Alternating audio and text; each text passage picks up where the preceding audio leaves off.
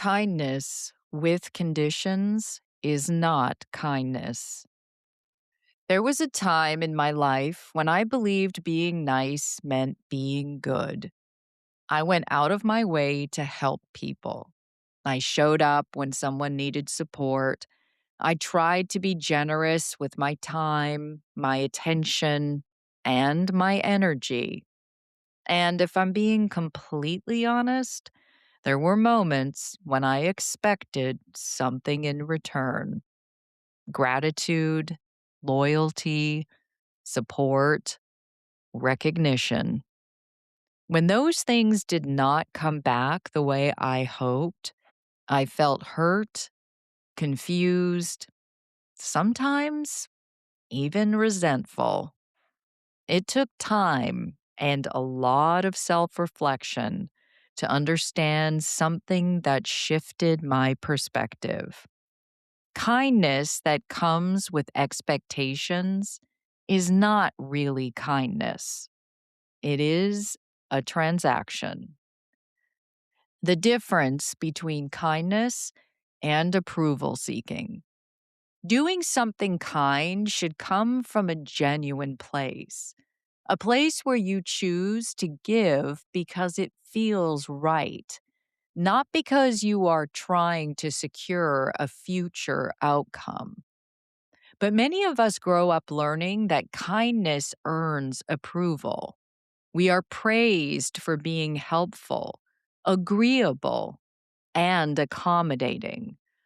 Over time, it can become easy to connect our value to how much we do for others.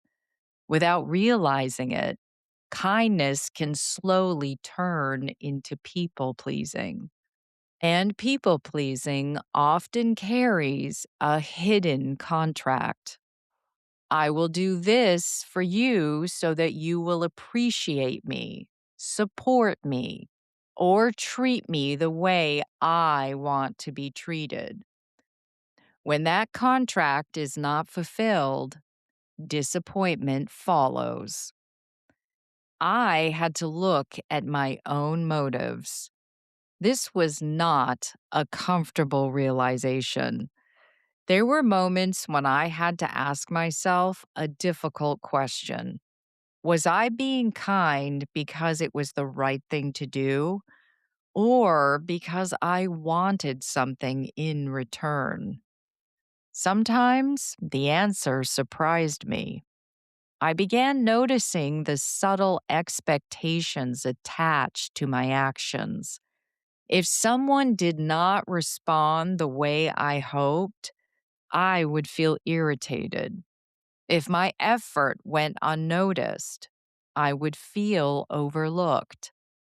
That reaction revealed the truth. My kindness was not always unconditional. Recognizing that allowed me to shift how I approached giving. True kindness does not keep score.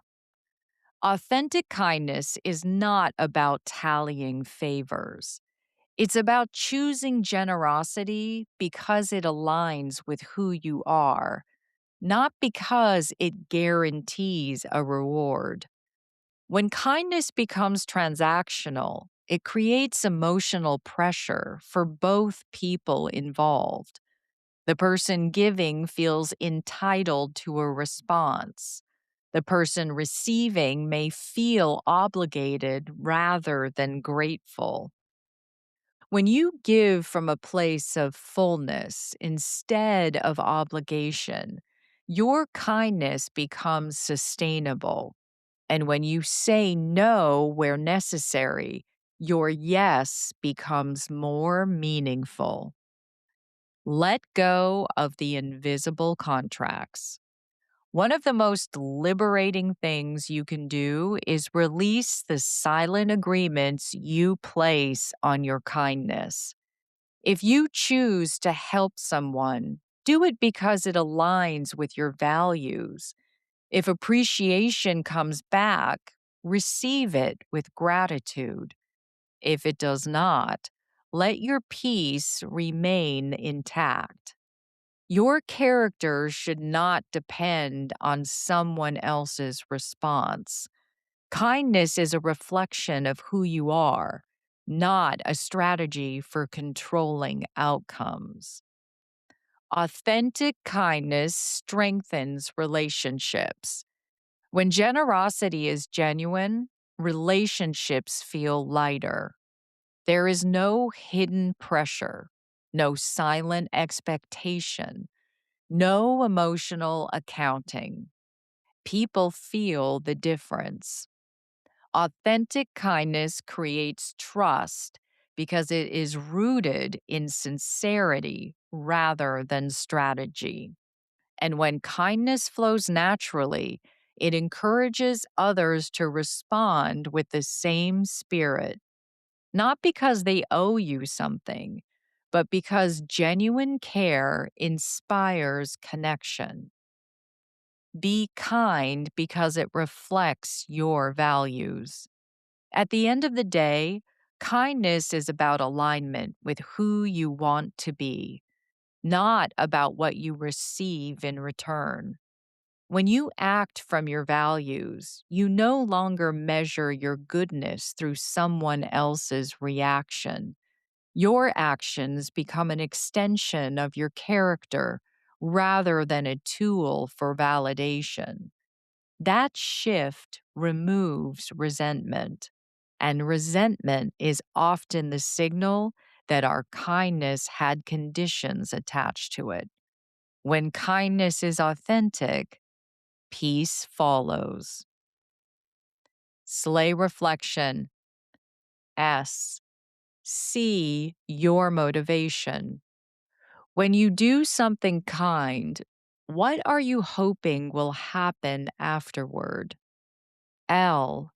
Look for hidden expectations. Do you feel disappointed if appreciation or kindness is not returned? A. Adjust your perspective. How could you practice giving without attaching an outcome to the act? Why? Your next step. What would change if your kindness came purely from your values rather than your expectations? Call to action. Join the conversation. I'd love to hear from you. Have you ever realized that some of your kindness carried hidden expectations? What changed when you let go of them? Share your story in the comments. Let's cheer each other on.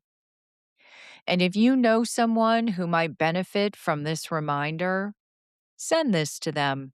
Sometimes all we need is a nudge.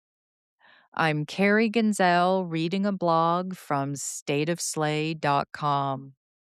Slay on.